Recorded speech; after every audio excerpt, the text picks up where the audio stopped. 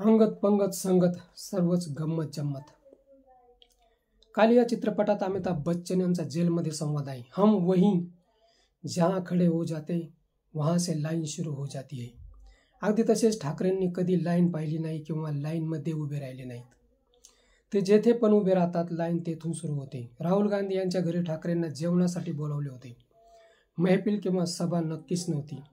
ठाकरे काय खातात, काय पितात, तसेच कोठे बसतात, कोणाच्या घरी जातात हे सर्व मुद्दामून टॅप केले जाते। दिल्ली दरबारात प्रमोद महाजन यांच्यानंतर ठाकरेच रोखठोक बोलले। महाराष्ट्राचा प्रश्न जेव्हा येतो तेव्हा सर्वच जण मुख गिळून गप्प बसतात, चिडी चूप होतात।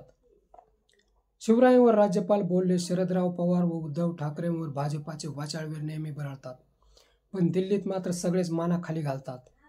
सह्याद्रीचा याने कणा मोडला होता। ठाकरेंनी दिल्ली दौरा करून एका दगडात अनेक पक्ष उडवले, म्हणून त्यांच्या लाईनवरून वळवळ सुरू झाली। राहुल गांधी यांच्या काँग्रेसची तऱ्हाकाही झाली आहे।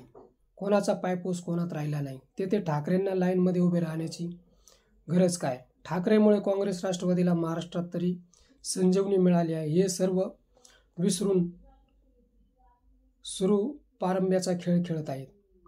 ज्यांना लाईन शिवाय गत्यंतर नाही ते ठाकरेंवर बोलून आपली सल लोकांना सांगत आहेत।